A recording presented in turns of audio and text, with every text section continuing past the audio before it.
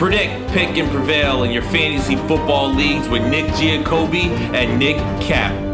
From breakouts to busts, superstars to sleepers, these are the guys that will help you achieve fantasy glory.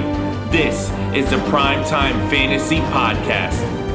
Welcome everybody to Season 2, Episode 33 of the PrimeTime Fantasy Podcast, where we give you our predictions, our picks, with the hopes that we help you prevail in Week 5 and the rest of the 2022 fantasy football season. I'm your host, Nick Giacobbe. Joining me is Nick Cap. Nick, we have a lot to talk about today. Oh yeah, a lot of injuries, a lot of us booms, a lot of busts, and lot of good matchups this week. It's going to be fun. It's going to be fun. Our Friday episode is always a lot of fun. It's probably our longest of the week. We give you your injury and news review, basically everything that's happened over the past few days, players that could play this weekend, can't play this weekend. We give you our all boom and all bust teams, basically players that we think are going to boom or bust, but 2 or 3 for each position. Then we end the show with our flex on them segment. We give you one player from each team that we think could be a good flex play. We debate one from each team that's facing off in their game. So we try to cover basically every flex play, every position that you could be playing this weekend to give you the best options when it comes to your fantasy football matchups. If this is your first time listening to us, thank you so much. If you're listening on an audio streaming platform, whether that be Apple Podcasts, Spotify, Anchor, or Google Podcasts, please give us a 5-star rating and a review. Hit that subscribe button. Give us a download. We'd appreciate all of that. We do the show on Mondays, Tuesdays, Thursdays, and Fridays on all audio streaming platforms. We also do it on YouTube. Go to our YouTube channel, hit that subscribe button. If you're watching this video, drop a like on any video that you do watch. We appreciate that. Our 5th show is Sunday morning, 8:30 a.m. Eastern time. Every Sunday, we're doing it for Week 5, and we're excited for it. We got an hour to answer your fantasy football questions right before the Giants take on the Packers up in London. So join us at 8:30. Ask us all your fantasy football questions. Start, sits, trade options, or trades that you want to make or don't want to make. Boom busts. Ask us any fantasy questions. We'd love to answer them from 8:30 to 9:30 this Sunday. We'll go a little bit longer if you guys want, but everybody was kind of tapped out at 9:30 and getting ready for the football game last Sunday, so I assume we're only going to go about 8:30 to 9:30. That's on our YouTube, Facebook, and our Twitter. Our YouTube, Facebook is PrimeTime Fantasy Podcast. Twitter is PrimeTimeFFPod, same as our Instagram and TikTok. Let's start off with some injury updates and some news. Here's how we're going to do things.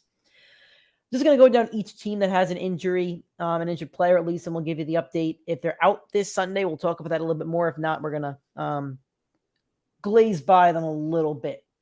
I do want to mention we're recording Thursday night, right before Thursday Night Football at about 7 o'clock. So this is the most up-to-date news that we could bring you. For the Giants in London, everybody's injured. That's the bottom line. I don't even have Daniel Jones here, but he was limited. Richie James, ankle limited. Kadarius Toney, hamstring, didn't practice. Wan'Dale Robinson, knee limited. Kenny Golladay, knee, didn't practice. I'm shocked that Saquon Barkley isn't up there. Apparently, he's given all the injury juju to the rest of his teammates. Oh yeah, he chose to share the love right over there. In my opinion, none of these guys are playable. I just wouldn't play any of these receivers. I'm noting it for you guys, but I personally would not play any of them. I completely agree. For the Packers, Alan Lazard has an ankle injury. He's limited. He's been limited with an ankle injury for the past 3 weeks, but he's practiced and he should play. For the Seahawks, I do have Rashad Penny listed here. I couldn't figure out if he practiced today or not. He didn't practice yesterday. The injury was, I believe it was the chest. No, shoulder. He didn't practice Wednesday. I don't have an injury update for Thursday, but that's something to monitor. For the Saints, Alvin Kamara, ribs, practice Thursday and Wednesday, looks to make his return for Week 5. Michael Thomas at the toe didn't practice on Thursday and Wednesday. Looks like he's not going to play against the Seahawks.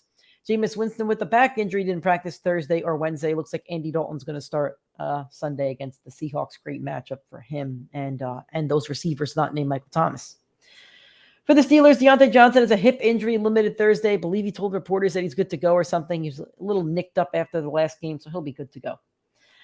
For the Bills, Isaiah McKenzie is in concussion protocol. I believe he cleared it because he did have a limited practice on Thursday, but I believe he wore the red non-contact jersey. So he's not in the clear yet, but it seems like he will play Sunday against the Steelers. Dawson Knox, however, has a foot and hamstring injury, did not practice Thursday and Wednesday. It does not look like he's going to play for Buffalo. For the Chargers, more hamstring injuries. Keenan Allen with the hamstring did not practice Thursday or Wednesday. I assume he's going to miss his 3rd straight game. The hamstring is not better by now. It's not going to be better by the weekend. I'm assuming he's going to sit. Gerald Everett is also dealing with a hamstring injury, but he was limited on Thursday. That's promising, but watch on Friday to see if he does practice or not. That should be telling us if he's going to play or not. Joshua Palmer has an ankle injury. He was limited both Thursday and Wednesday. He should play, and he's filling in for Keenan Allen. Good matchup against the Browns. For the Chicago Bears, David Montgomery with his ankle and knee got his first practice in over 10 days. He didn't practice Wednesday, but did practice Thursday in a limited fashion. That sucks for Khalil Herbert owners like yours truly, because I don't like messing around with that situation.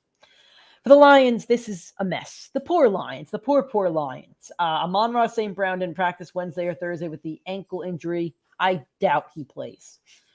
For DeAndre Swift, didn't practice with the shoulder injury Wednesday or Thursday. The plan is still for him to play in Week 7 after the bye, Week 6. So it looks like he will be missing 2 of the games for your fantasy teams. He missed last week and this upcoming week. DJ Chark returned to practice with his ankle injury limited on Thursday. TJ Hockenson returned to practice with a hip injury limited on Thursday.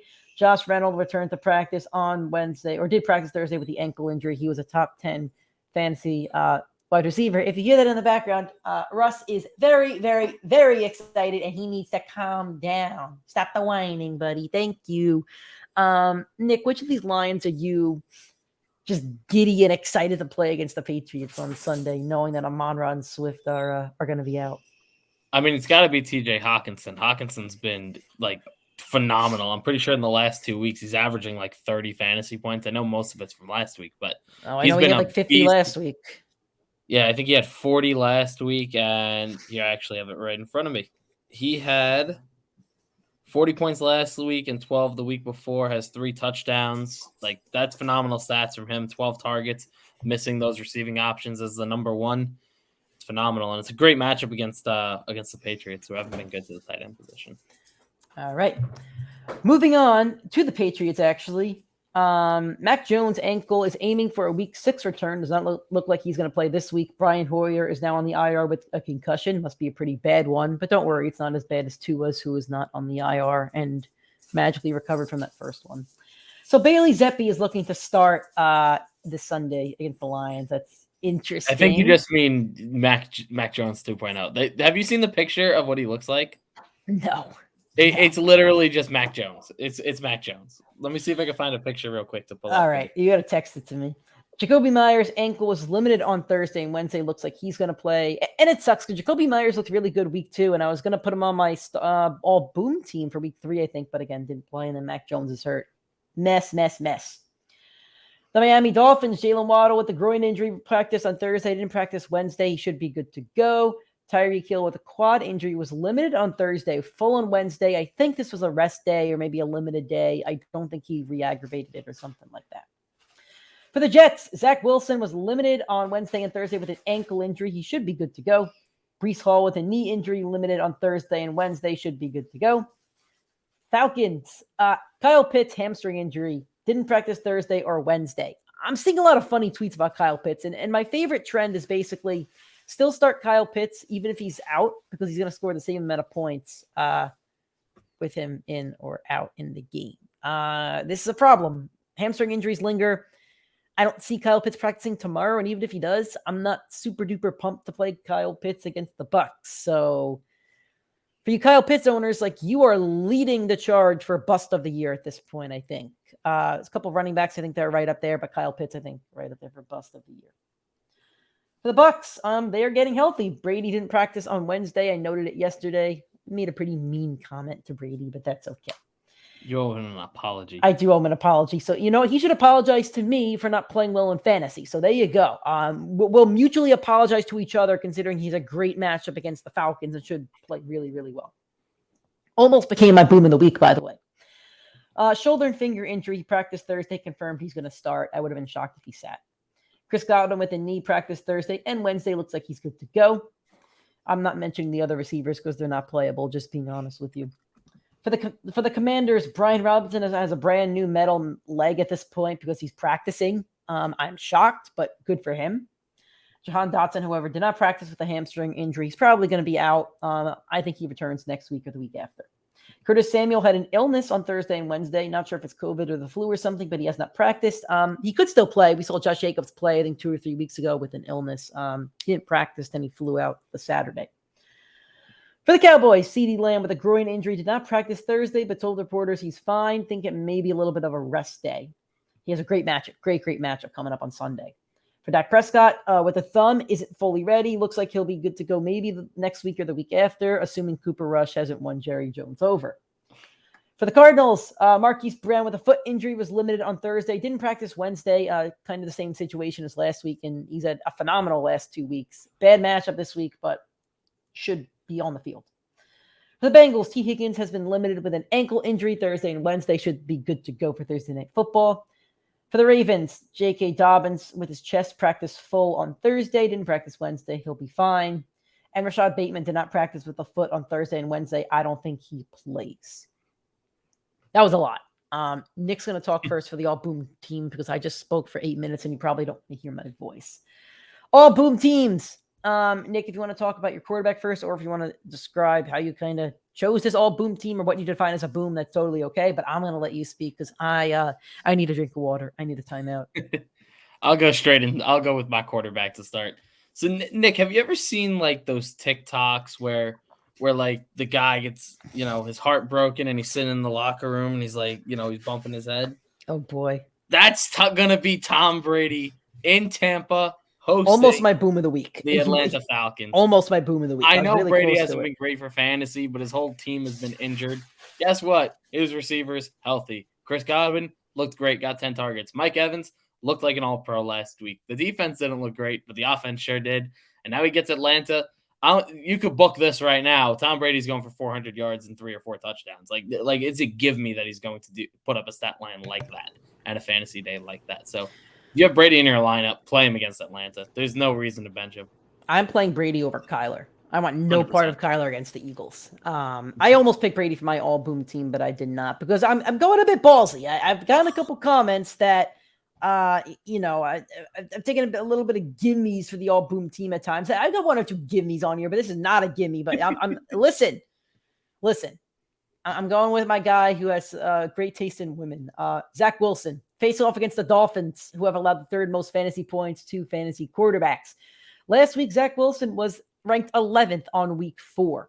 That's behind guys like Geno Smith and Jared Goff, who I don't think is going to be in the top 10 every week. And he had 18 fantasy points. He looked good against the Steelers. And I don't think the Steelers defense is any better or worse than the Dolphins defense. The Jets are at home. Jets are playing with, the Dolphins are playing without Tua, but to what I'm hearing, Teddy is not a backup technically, which he really isn't. But anyway, my point being, this could be a defining game for Zach Wilson. As long as the ankle is not too bad, if he's going to go out there and throw the ball a lot, I think this could be a really good game for Zach Wilson. He has the matchup. I do like to crap on Jets. I'm notorious for it, but I'm not crapping on Zach. I'm giving him the benefit of the doubt where I haven't seen him enough, and he looked good last week. He's dealt with injury after injury and a pretty bad team around him, but now his receivers are healthy. 2 pretty good running backs. Good matchup at home. Let's see what you got, Zach. I'm banking on you with my prediction. So Nick knows how I am with Jets. Like if I pick you and then you fail me, like I'm just never touching you again. That's just how I am. So anyway, we'll see how it goes. Who's your first receiver you got on your all boom team? Nick riled me up about this player on Monday, so I'm gonna double down about him. I don't remember who it was. So Clyde Edwards-Helaire. I said you first. Did I say running back or receiver? I thought. Did you say receiver? Yeah, let's go running backs. My eyes read receiver, but I may have said running back. Just go with the receiver. We know it now, so let's go with the running backs. Yeah, we'll go with the running back. I have Clyde Edwards-Helaire. He's the current RB4 on the year. He's been an absolute machine so far this season. Last week, he had his career high in carries and rushing yards against Tampa Bay. Kansas City is continuing to find new ways to destroy elite defenses, and there is no reason that Clyde should not be an all boom every single week. His lowest game of the season so far, 14.9 points, and that was with 0 rushing yards. What does that tell me? Clyde Edwards is still finding other ways to be efficient, and the Chiefs are going to consistently find ways to use him. He is currently the RB4, as I previously mentioned. And this week, who does he get? But your Las Vegas Raiders, who have been absolutely horrendous to the running back position. The Chiefs putting up a ton of points on the board. There's always going to be upside for Clyde to score without touchdowns this year. So this was a big stat that I saw, which is why I'm really buying into Clyde this year. Without the touchdowns, and he's seen 5 so far this year, he's still averaging 12 fantasy points per game. So he's still putting up dominant numbers and productive fantasy numbers without finding the end zone, but he is consistently finding the end zone in the number one offense in football. You have to play Clyde. You don't have to debate if he's a start set anymore. He's a must start every single week, regardless of matchup. I see a smirk. I don't want to know why. Can you hear my dog drinking? No, I can't. I don't think he's drank at all today. I'm pretty sure he hasn't, and now he decides to drink his water. Thanks, bud. You're the best, man. You're the best, Russ. I love you. He's drinking the entire bowl. Anyway, my first running back. And I'm going to comment on Clyde for 1 second. It's one of my favorite trends on fantasy football Twitter. You're either in on Clyde or you're not. And it's kind of funny to look at. My first running back is James Robinson. Great matchup against those Texans who have allowed the most fantasy points to running backs. I'm just picking at the Texans every week. I almost put Eckler on it last week, but I thought it was too easy of a matchup, but Eckler went out and scored like 3 touchdowns. The Texans have given up an average of like 27 or 28 fantasy points to running backs or something like that. The last time he faced Houston was last year, I think week 15, 16. He scored 17 fantasy points. This is a slam dunk matchup. I think Travis Etienne has some value as well, but James Robinson for sure. Russ, down. Come on, bud. You can't even wait till I'm not talking. Anyway, James Robinson, big running back play this week. Who do you got as your second running back? I am going with Devin Singletary. Buffalo is beginning a lot more to lean on the running game. In the last 2 games, he has 20 rushing attempts and 16 targets out of the backfield. This week, they play against Pittsburgh, who's currently ranked 25th to opposing fantasy running backs, which is another great matchup, another great opportunity for him. I would honestly expect him to finish somewhere inside of the top 15 this week. Great matchup, looking a lot more towards the running game, targeting him a lot in the passing game. It's a perfect formula for him to succeed, and he's doing well with his production so far. There's no reason to shy away from a good matchup with a running back that has a history of being a little inconsistent, but he's starting to find his way and starting to smoothen out those little hiccups and bumps over the last 2 years. For my second is a little bit of a conundrum here because I want whatever Bears running back is starting against the Vikings, and we kind of don't know that yet. So here's why. The Vikings have allowed the 5th most fantasy points to running backs. They allowed a lot to the Packers running backs week 1. They allowed Miles Sanders. Like, this is a good running back matchup. I just can't tell you right now which one it's going to be. And that kind of makes it tough. I would love for it to be Khalil Herbert for my own personal reasons. However, if you have Khalil Herbert or David Montgomery, whichever one is starting on Sunday, I would play that one. And honestly, I think I'm going to lean towards Khalil Herbert, even if he's not starting. He's looked like the better back. He could get more work if David Montgomery's a little bit banged up. I think they're both kind of startable at the moment. They have to run through the running backs to really compete in this game. So I would go with one of those Bears running backs. Who's your first wide receiver boom of the week? Here I got Christian Kirk. He is currently the wide receiver 10 on the year, but more impressively, he's averaging 9 targets per game. We knew he'd get a lot of volume, but he's consistently getting volume. Last week, he had a bad week, 8.3, only 2 catches, but even in that game against Darius Slay and the phenomenal Eagles defense, the horrendous matchup that receivers have, he still managed to find 9 targets, which means regardless of who the matchup is, Trevor Lawrence is always going to look and throw his way in tough situations. 9 targets per game, averaging 18 fantasy points, including last week's awful game. He's playing Houston this week, who's actually been pretty good against wide receivers, but they're not going to be good when Christian Kirk gets 10 to 12 targets in this matchup. So you got to start Christian Kirk. Don't shy away from a bad matchup against Darius Slay and look to play him in a superstar opportunity. That's a good pick. My first one is CeeDee Lamb. Yes, faces the Rams, who have allowed the 3rd most fantasy points to wide receivers. This is not lockdown city. This isn't the best defense in the league. The Rams defense is not great. I'm pretty sure they've allowed a receiver, at least one receiver on the opposing team to have 10 plus fantasy points in each of their first 4 matchups. I could be wrong on that. I'm going off my head on that one. With that said, for CeeDee Lamb, though, his points have increased in the past 3 weeks. With Cooper Rush, week 2, he had 15 fantasy points, and weeks 3 and 4, he had 20 plus. I think one was 21 and one was 20. So Cooper Rush is looking good. CeeDee's looking good. There's no reason to fade CeeDee Lamb or these Cowboys. I would go all in on them. CeeDee should have a great game with a great matchup. Your second wide receiver, who do you got? I've shied away from him a lot, but is it my DJ God, Moore? No, it's not DJ Moore. I thought about doing DJ Moore, but I can't do it. Did you actually? I thought about doing him on my old bust, but I didn't want to just be Okay. mean and keep pounding it. It's Terry McLaurin's time to shine. This week, his wide receivers, his partners in crime, they're a little bit dinged up. And McLaurin appears to be the only healthy, good, or stable receiving option on the team. This past week, he came up in a rough matchup against Dallas. Someone that I said I put him on my all bust team last week. He struggles against Dallas. His stats have been horrendous against Dallas. I think he only scored a grand total of 7 points in his 2 matchups against them last year.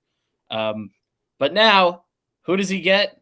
He gets the pitiful Titans secondary, who have allowed the 4th most points to the wide receiver position. This was the reason why I really saw Terry and said I have to pick him. He's currently being out-projected by Curtis Samuel. And I don't necessarily have a problem with it, but I do think it's a little disrespectful to out-project the wide receiver 1 on your team by the wide receiver 2. Is he the wide receiver 1, though? I think so. He's paid like it, but Curtis Samuel. He got shadowed by Trayvon Diggs this past week. He's being treated like it by defensive coordinators. So yeah, I'm gonna still assume Terry is the wide receiver 1 over there, and there's no one on the Titans secondary that's keeping up with him. I have a wide receiver 2. I have Chris Godwin, and Godwin was probably drafted in your 6 to 10 somewhere, wherever he fell in your draft. And he hasn't really produced. He's had injury after injury. He's had the ACL. He's had the hamstring, a little bit of a knee. But this is the week for Chris Godwin. This is the week to play your Bucks. The Falcons have allowed the 7th most fantasy points to wide receivers. Atlanta has allowed 2 wide receivers in the games they faced to go over double-digit points in 3 out of 4 games. Week 1 was Michael Thomas, Olave, and Jarvis Landry. Week 2, it was Allen Robinson and Cooper Kupp. Week 3, it was DK Metcalf and Tyler Lockett. Last week was the Browns. And on top of this, it's a get-right game for the Bucs. You have to play all your Bucs. This is a smash game. Like, if the Bucs don't win this game by 10, 15 plus, like, then they really got some problems. But Atlanta's not on their level. This should be just a slaughtering at that point. Who is your first flex play in your all-boom team? I could have put him in the RB1 or 2 slot, but he's still being treated as a flex guy. He's not being locked into lineups yet, and I just think that's a flat-out mistake as of this point. Josh Jacobs. He's shown steady improvement week over week. He's shown fantasy points going up literally every single week of the first 4 weeks. And last week, he put up a monster stat line, 35 points, 144 yards, and 2 touchdowns. And it's only his first 2 touchdowns of the year. But more importantly, and this was the stat that really stood out to me, it stood out to me in week 3, which is why I really wanted to play him week 4, and which is why I played him everywhere I could. Week 1 and 2, he only saw 2 targets.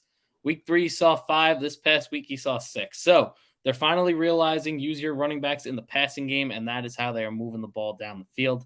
I think he's going to continue to get the workload. I'm not too worried about Hunter Renfrow coming back and taking that away. I think that the way they're using Jacobs in the passing game has been efficient and has helped them move the ball down the field successfully.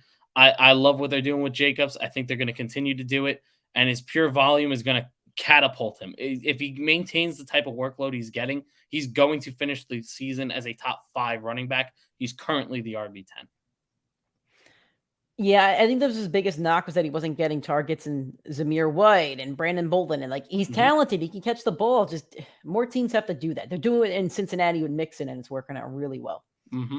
My first flex is Chris Olave. I love picking against the Seahawks because they absolutely suck. They're horrible. Like, they're my team. I love them, but they're horrible. Olave has 4 straight weeks with 10 plus fantasy points. I think he has like 3 or 4 receptions in each of those games. He has 2 touchdowns. He's had a great start to the fantasy season. The Seahawks have allowed the one wide receiver to score over 14 plus each week. Michael Thomas doesn't look like he's going to play. Who's guarding Olave? Nobody. This is a great Olave matchup. You should definitely play him this week. Who's your second flex play? I don't understand why this guy. I do understand it. Like, there is no bigger model for inconsistency at the wide receiver position than this player. It's the Browns wide receiver 1, Amari Cooper.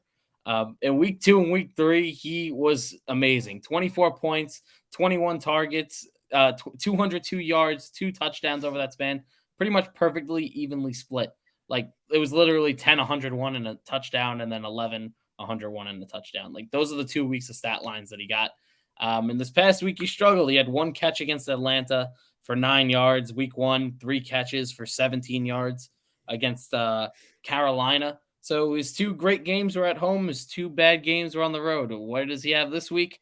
At home, Chargers, who have allowed the 10th most points to the wide receiver position. But more importantly, they've allowed a lot of points to the wide receiver 1. In week 1, Devontae Adams, we all remember that game. He had, I believe, 14 or 17 targets and had a monster stat line. Week 2, Juju, best game of the season. Week 3, Jacksonville put up a monster stat line with Christian Kirk. And week 4, they had Davis Mills and the Texans. So there's not much you could take away from that one. I do think off the heels of this bad game, the Browns are going to look to recover. They're going to look to play a lot better. And I think Cooper's in for another 100-yard game. I have the other Chief. I have Juju Smith-Schuster, who hasn't really gotten his opportunity for a breakout game, but I think this can be it. The Vegas Raiders have allowed the 11th most fantasy points to wide receivers, and each week they've allowed at least one wide receiver to go over double-digit fantasy points. It's a great opportunity for Juju to break out. There should be a lot of targets there. The Raiders secondary is easily broken down, so this could be a big touchdown game as well. There could be a long touchdown, a 30, 40-yarder, ones that have been gone to Tyreek Hill in the past. This could be one that goes to Juju. So I think this will be a shootout on Monday night. Should be a really good game, and I think Juju finally has that breakout game that you were looking for. Who's your tight end that you're booming this week? I am going with the Steelers tight end, Pat Freiermuth. We all know rookies' best friends. It is the tight end position. Last week against the Jets, the majority of his points came with Kenny Pickett, and he saw 7 catches for 85 yards on the game. Outside of week 3, the least amount of targets he saw in an individual game was 7. In week 3, he saw 4, so not great, not bad for a tight end. And, you're typically looking for high upside of scoring a touchdown. That's not the game for this. What this is the game for is Kenny Pickett to go throw the ball 60 times because they're going to be so far behind that Buffalo Bills team. And Buffalo has been good against the tight end. There's no denying that. But with the amount of volume that Freiermuth is getting, and with Kenny Pickett, who looks to be more accurate than Mitch Trubisky, who will look towards the middle of the field, who will favor the tight end position, I do think Pat Freiermuth is in for a very safe floor week to week. And if he finds the end zone, he is in to be a top 5 tight end in any of those games. I have Dallas Goedert. The Cardinals have allowed the 2nd most fantasy points to tight ends. Dallas Goedert is one of the favorite targets of Jalen Hurts and the most explosive offense, arguably, in the league. Goddard's averaging 11 points and 4 receptions per game. That's what you want from your tight end. 3, 4 targets, maybe even 5. That's great. So this is a chance for Goddard to get 50 yards, 5 targets, and a touchdown opportunity. He should be a top 5 tight end on the week. Going to go into our week 5 all bust teams. Who do you have as your quarterback? Who's your biggest quarterback bust of the week? I was so low on this guy. And Nick, I'm going to call you out because you praised this man before the year. We haven't talked about him much in between, but it's time to admit that Matthew Stafford is Detroit Lions Matthew Stafford. Oh, he looks bad. I almost busted him this week again. He looks bad. Sucked so far this year. He is currently the QB 28 on the season. There's only one quarterback he has outscored on the year that has played in all 4 games, and it's Justin Fields, who hasn't thrown more than 22 times in a game so far. There's no way Matthew Stafford should be rosterable at this point. Averaging 11 I would points. debate that. Hold on. Let me read you his schedule rest of the season, because this might be the toughest schedule in all of football. Dallas this week. Carolina, not a bad matchup, but they have actually been very good against quarterbacks. San Francisco, Tampa Bay, Arizona, startable player, but if he's off another bunch of bad games, not good. At New Orleans, in Arrowhead, host Seattle, good matchup. Host Vegas, good matchup. Playoffs, in Lambeau, hosting Denver, and then at the Chargers. It is one of the toughest and most brutal schedules in all of football. There are other better plays week to week. I cannot see me trusting him at all anymore if he's on your team. That's fair. I really wanted to. Oh, I did. I am busting Kyler. I forget who I busted. Listen, I'm just going to say outright, all the Cardinals are bust for me. I had to pick which one I wanted to bust, and I chose Kyler. The Eagles have allowed the third fewest fantasy points to quarterbacks through the first 4 weeks. 3 quarterbacks going against Philly have scored under 9 points. The only one to go over was Jared Goff with 15 in week 1. Week 1's an anomaly. I don't count it half the time. On top of that, the Cardinals have trailed in every single game they played, including the one against the Carolina Panthers last week. And the thing is, they trailed against the Panthers, they trailed against the Raiders, and I forget who they faced week 1, but they trailed against bad teams. The Philadelphia Eagles are not a bad team. They're going to step on their neck. If the Cardinals go down 10, they're going to lose by 30. They are going to get their necks stepped on, and I don't see Kyler stepping up in this matchup. So if you have another option, I know Kyler's a great garbage time king, but I don't know if the Eagles even allow the garbage time nonsense in this one. They have elite corners. They have an awesome front seven. I think Cliff Kingsbury and Kyler get punked in this one. I'll be honest, I was going to bust Kyler as well. Saw you had him and did Stafford. But there's one thing I saw that was a stat about Kyler and the Cardinals, which makes me a little bit more interested in what they do. They are 2 plays away from this game being a 4-0 or a 4-0 versus 4-0 matchup. Like, it came down to last plays of the game. So the Cardinals are hanging, but against the Rams, I thought the team. Rams beat them by like 10 points. I saw something where it was like a turnover that would have made it like they would have got the win, and then the Rams would have to go downfield. Like, yeah, I guess way, so. it was I don't like know. 2 big plays that messed up. Like, yeah, I guess so. But they're not hanging with the Eagles. No. Who's your first wide receiver? Well, actually, we did running backs in the boom, so we should do running backs here. Who's your first running back bust of the week? I'm going with Ezekiel Elliott. He is averaging under 10 fantasy points per game this year, and his best game of the year came against the Giants, where he scored a touchdown, and he's pretty much getting no volume in the passing game. He only has 7 catches on the year, 7 targets on the year, and this week he's going up against the brick wall of Aaron Donald, Bobby Wagner, ranked number 1 against the running back position. It's going to be touchdown or bust. And he hasn't been productive enough. He hasn't put up enough touchdowns for me to even put him in my starting lineup anymore. Do I regret drafting Zeke? No, because I think he'll be better when Dak gets back. Would I still buy Zeke right now? Would I go out and trade for him? Probably not, because he hasn't looked too good. But I do think with Cooper Rush and this offense and this matchup, like it's not a Zeke week. I feel like Zeke's on the bust potential list every week, and I try to make him different. So I'm going to preface this. My 2 bust running backs are players who are still starting. They are temper expectations. Christian McCaffrey. The 49ers are a very, very tough defense. You don't want to play running backs against them. They've only allowed 1 rusher to score over 15 points in 4 weeks, and that's Melvin Gordon, who needed a touchdown to do it. So that worries me. The Panthers look like a really horrendous football team. And the thing is, Christian McCaffrey, he's the 5th best running back on the season. He hasn't looked bad. He's still averaging 18 fantasy points on the year. So he hasn't looked bad. I mean, his game log is 15, 16, 13, and 20. 25, the one game with 25, he did have the touchdown in.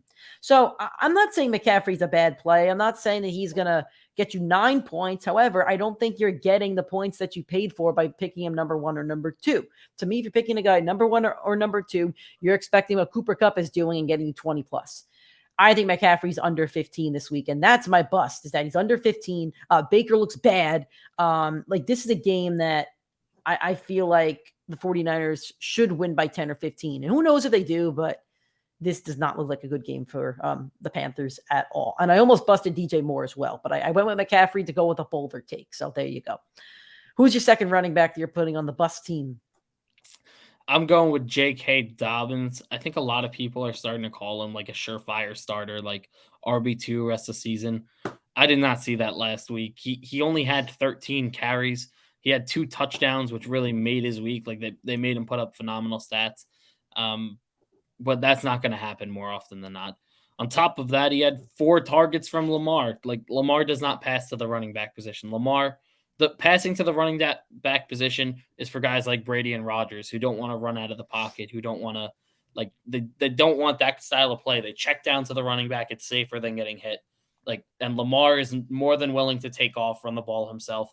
It's an outlier game, I think, for J.K. Dobbins. I think a lot of people are going to trust him when they're going up against the Bengals, who haven't had a good defense, but surprisingly, they're top 10 against running backs so far this year. So I think there's better plays than Dobbins. I do think he's going to be a week-to-week streamer based on matchup, and I'm not ready to call him the surefire starter that I think a lot of people expect him to be. So same thing like McCaffrey. I am putting Najee Harris on my bust list. It doesn't mean you bench him. Again, you drafted him in your first or second round. You're probably expecting 15 plus. I don't think you're getting 15. His highest one in the year is 13.9. I will tell you this, his rushing yards have gone up in every single game, which is great. He has one rushing touchdown. The receptions are bad. Like, he's only averaging like 2 receptions a game. That's not what we expected from a guy who was like, I think top 5 in receptions last year, definition of a PPR back. The Buffalo Bills defense is great, all around. But when it comes to the running back, they've allowed the 9th least amount of points to fantasy running backs. It's going to be a rookie quarterback. Bill's going to be winning this game by 20 plus. Like, if Najee doesn't get the receptions when they're down, like, he's not going to have a good game. So you still play him. I'm just saying, don't expect over 15 fantasy points from Najee Harris this week. Who's your first wide receiver bust of the week? I'm also going with the Steeler here. I'm going with Deontay Johnson. I thought about it too, but I didn't want to put. I don't like putting 2 from one team. If I don't like a team, like, I'll just be honest with you guys. I really don't like. I don't like the Rams this week, not named Cooper Kupp. I don't like the Cardinals this week. Any Cardinal really. I don't like the Steelers this week, and I don't like the Panthers. Like, those are 4 guys, like 4 teams. I probably could have picked any position to put on the bust list. Yeah. So Deontay Johnson last week with once Kenny Pickett took over, he literally saw the biggest drop in his workload in pretty much the history of Deontay Johnson's career of being the wide receiver 1 on a team. Instead, Kenny Pickett looked for 2 guys all game: George Pickens, Pat Freiermuth. He looked for the 2 young studs, the guy up the middle, and Pickens, who looks like one of the most talented young receivers in football. I do think they are going to look to get Najee more involved. I agree with Nick. I don't see him booming. I do think it's temper expectations, but I do think you're going to watch the rookie quarterback check down to the running back a lot more. And he's going to eventually start looking for a slot receiver. Like, that's the makeup typically of a rookie quarterback. It's check down to running back, look for the tight end, look for the slot receiver. And it appeared that he favored Pickens more than Deontay Johnson. So I'm not saying Deontay's done, but this week in Buffalo, I think there's better plays. I don't want to bench Deontay because he's been a workload machine for too long where you have to bench him, but I don't love the matchup. Allen Robinson, the situation just sucks. It all sucks. Stafford looks bad when he's not targeting Cooper Kupp. I don't think that's an Allen Robinson thing. McVay's play calling has been horrendous. The Rams look bad. Like, it's all bad. And I don't think Allen Robinson can be trusted. He's facing the Cowboys, who have allowed the 9th fewest points to wide receivers. Doesn't worry me about Kupp because he's absolutely 100% defense proof at this point. Last week, the highest scoring receiver against the Cowboys was Jahan Dotson, who had 13. The Bucs also were held in check week 1. Allen Robinson only has 1 game over 10 fantasy points. The rest of them, I think, are all under 8, and he's averaging only 3 receptions a game. This is bad, and he's not playable until you see more production. Who's your second wide receiver? I feel bad because you boom my quarterback. I bust your receiver. Like, I feel bad, but I'm not. I almost did it. I came really close to it, but something. I'm still not sold on DK Metcalf yet. His last 2 weeks were incredibly good. Don't get me wrong. 22 targets, but he only came away with 12 catches. And this week, who does he get? Marshawn Lattimore. And who DK Metcalf's closest profile in the NFL is Mike Evans. Like, DK Metcalf pretty much is like like 80 to 90% of what Mike Evans is. And he's Lattimore a faster Mike Evans. He's a faster Mike Evans. Yeah, but not as good of a route runner. Like, they're very similar profile receivers. They'll go deep, get you the big ball. Like, that's the style of their play. And DK's profile of Mike Evans has typically been shut down by Marshawn Lattimore. On top of that, his 2 monster games where he saw 22 targets came against the Atlanta Falcons and at the Detroit Lions. His 2 worst games of the year, his 2 games where he was sub 10 at San Francisco, who's phenomenal, hosting Denver, who has a phenomenal defense, and now at New Orleans, who has closer defense to those 2 than to Atlanta and Detroit. So I would actually look to bench DK Metcalf this week. I do think there are other deeper plays that you can get away with. And I don't think DK Metcalf poses the safe floor of the target workload like Deontay Johnson did with Ben Roethlisberger. I do think it's a much lower floor situation for him. Drake London had a really good matchup last week against the Browns, and he crapped out a Brown with 3.7 fantasy points. He did have 7 targets. I will give him that. The target share was great, but the Falcons ran and ran and ran and ran and ran, and I think that's all the Falcons want to do is run. I don't think you could trust Marcus Mariota. I think they just want to run the ball. Now they're going up against the Bucs in a nightmare matchup. Why would the Bucs let anybody else catch the ball besides Drake London? Kyle Pitts isn't going to play. Like, if you just double Drake London, who is Mariota throwing to if he's going to throw at all? This is a nightmare. The Bucs defense is the 10th best defense against the pass when it comes to those fantasy wide receivers. London's points have been decreasing week by week. It seems like this is a bad matchup on all accounts. Receivers so deep, I feel like there has to be a better option for you than Drake London this week. If you have to play him, you have to play him, but I just feel like there's going to be better options out there. Who is your first flex play? Flex not play for your bust team, I should say. Nick and I both don't like this team this week, and I got the running back here. I'm going with James Conner. He has not looked good this year. He's averaging 11 fantasy points per game. But more shockingly, he has not had, well, not really shocking because this is very predictable for Conner's style. He only has 50. His most rushing yards in a game is 55. Last year, it was touchdowns that were putting up the fantasy production. I think he had 20 or very close. It was like 19 or something. It was a lot. It was really a touchdown heavy year. Eckler was 1 and Connor was 2 at the running back position. Yeah, and Taylor was up there last year. And this year he only has 1 in week 1. And besides that, his last 3 games, he's only averaging 8.1 yards per game or fantasy points per game. And he's definitely not been good enough to run against Philly this week. Seattle next week, that'll be a lot of fun. That'll be a James Conner day. Oh, that's going to be a boom week for all the Cardinals. Oh yeah, they'll be on our boom teams. But this week against Philly, I would look to bench him this week. And it's tough because you probably drafted him 2nd, 3rd round, but it's not a good matchup. It's a terrible matchup. I have the running back, 1 or 2 on the week last week, somewhere like that. Jamal Williams. Jamal Williams had a great game last week. He's going to get the volume again this week. But he's facing the Patriots. Patriots are the 4th best team against the run. That's bad for your fantasy running backs. It would be great if Amon-Ra St. Brown was playing, or DeAndre Swift. But now your top 2 targets are taken away. So if you're Bill Belichick, why don't you take away the best option and make Jared Goff beat you? Because you know what Bill Belichick knows? Jared Goff cannot beat him. Go back to the Super Bowl in 2017 or whatever it was when he had like Todd Gurley and Todd Gurley had a great year that year, and Bill Belichick, shut him down. So Jamal Williams is going to get shut down, in my opinion. This is a bad matchup. You picked him off of waivers. You had a 1-week wonder, and that was great. But DeAndre Swift will be back after the bye. Honestly, if you're listening to the show on Friday, try to trade Jamal Williams. I would get him off your lineup right now. Who's your second flex? I got Robert Woods here. His last 2 weeks. Oh, but he has a good matchup. I know he does, but his last 2 weeks were very solid. He was averaging a little bit more than 12 points in the 2 games, but he hasn't exceeded more than 4 catches so far this year.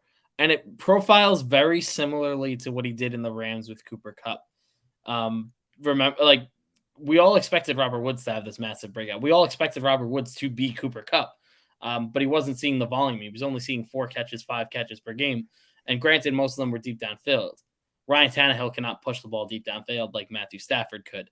And his ceiling is so low because of it. It's low because he's not getting enough workload. It's low because he's not getting enough catches. And I know he has a favorable matchup, but so does Derrick Henry. And they're going to go give that ball to Derrick Henry as much as they can, like they always do. It's not going to be a Robert Woods game. I wouldn't fall into the bait. I know it's a great matchup, and I know it's a great situation, and I know he just came off 2 solid games, but I'm not sold on Robert Woods yet. I need to see more than max 4 catches in a game for you to break my starting lineup.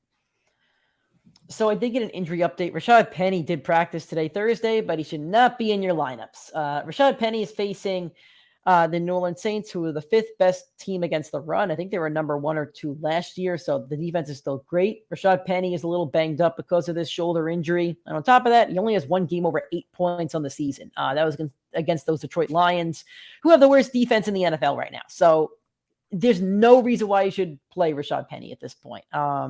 It's a very bad matchup. I don't care how much Pete wants to run the ball. It's a bad matchup. Who's your tight end bust of the week?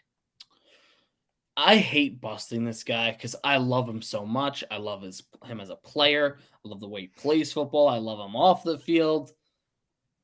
But he hasn't been good for fantasy. It's George Kittle. He's a blocking tight end at this point. Is he, though? Or was it just because they were facing Aaron Donald in his first game back last week? Well, the 2 games that he has played, he is only averaging 5 points per game between the 2. He only has 6 catches on the year. And I know Jimmy Garoppolo is going to look to him more, but right now he's being used as a blocker. They have some dinged up offensive tackles, and Kittle's a phenomenal blocker. Like, in a pure football sense, George Kittle is phenomenal for your team. He's phenomenal for Kyle Shanahan's system. But right now, they're not using him like the dominant athletic freak tight end that he's used to being. They're using him to block edge rushers. So I think he'll be better down the line. But I'm even against Carolina in a really good matchup. You have to play him, but I don't know if there's much of a ceiling. I could see him busting really bad like he has these past 2 weeks, and him being the perfect trade for candidate because he'll have 3 games of someone playing him. He'll have 5 points each of those, and they'll annoy the hell out of him. So it could be a very good trade for, but right now it's not pretty, the situation over there. All right. I have Dalton Schultz, and this one hurts because I was really in on Dalton Schultz, and he looked really good week 1. I think he had like 12 or 13 fantasy points. Then he gets hurt week 2, comes back last week, and a goose egg. Like, he played the whole game. He was open in the end zone. I saw it, and a goose egg. Now he faces these Los Angeles Rams, who are the best team against the tight ends. This is a problem. I do like playing the Cowboys against the Rams. I like CeeDee. He's on my boom team. But when it comes to Schultz, this is one where you probably picked up a backup tight end like I did, like Gerald Everett, who's playing better than him. So I would leave Schultz on the bench unless you really have to play him. But this should be a better tight end that you've picked up. I'm benching him in 2 leagues as well. Yeah. I would have busted him if it wasn't on your list. Yeah, but before we go into this next segment, I just want to note, last week we did not coordinate our teams, and we had a couple of the same, and it backfired. We had 7 players across both teams that were the same. But hey, we were right about the running back, so we were absolutely right on the running back. So anyway, going on to Flex on them. This is one of my favorite segments that we do on a weekly basis. We give you one player from each team, so basically a Seahawk versus a Saint, and we tell you which player we'd rather play in our flex. These are basically, for the most part, all flex players. So hopefully we do talk about some guys on your teams and help you out with some lineup decisions. So the morning game, 9:30 a.m., Giants and Packers in London, right after the Primetime Fantasy Football Podcast live stream at 8:30. Probably during. A little bit. Any Giants wide receiver or Romeo Doubs? I almost did bust Dobbs on the week, but I'd still play him over any of those options. So would I. The Giants don't have a flex play. They're one of those like 5 teams that really don't have a good player for this. They would if any of them were healthy. Yeah, true. DK Metcalf or Chris Olave? I'll go with Chris Olave here. I'll go with Olave as well. Deontay Johnson or Gabriel Davis? Oh, I don't like Nick's an anti-Gabriel Davis guy. I put him on my old boom team twice, and he's let me down twice. Yeah, I'm going to go Gabriel Davis. He practiced in full on Wednesday. He wasn't on the injury report Thursday. If he's healthy, Dawson Knox isn't playing either, and Isaiah McKenzie's coming off the concussion. This has to be a Gabriel Davis game, I think. If they were both on my team and I genuinely have to play one, I would take Deontay Johnson because I do think that there is a certain workload he's going to get, even though I don't think he has the ceiling that Gabe Davis does. Joshua Palmer, assuming that Keenan Allen sits, we're assuming that, or Amari Cooper? Amari Cooper. I'll go with Amari Cooper, but I think Joshua Palmer is a good play. I know he put up a stinker last week. I told a lot of you guys to play him. I think it was an Eckler week. I think this week could be a Joshua Palmer week. In every game without Keenan Allen in his career, he's had double-digit fantasy points besides last week. So, David Montgomery and or Justin Herbert or Adam Thielen? I wish I knew who's starting in Chicago. It's really, really messing me up today. If Monty's healthy, I'd play Thielen. If Monty's out, I'd play Herbert. Okay, that's fair. I'll actually agree with that. Jamal Williams or Damian Harris? Jamal Williams, easy. No, Damian Harris. Those Lions just gave up 200 yards to Rashad Penny or whatever the And ridiculous it's going to go to was. Ramondre Stevenson. It's not going to Damian Harris. So would you play Ramondre Stevenson over Jamal Williams? I don't want to, but I'd have to. I think Harris has a better game. Raheem Mostert or Breece Hall? Easy, Breece Hall. Slap that. Come on. I'm playing Breece Hall.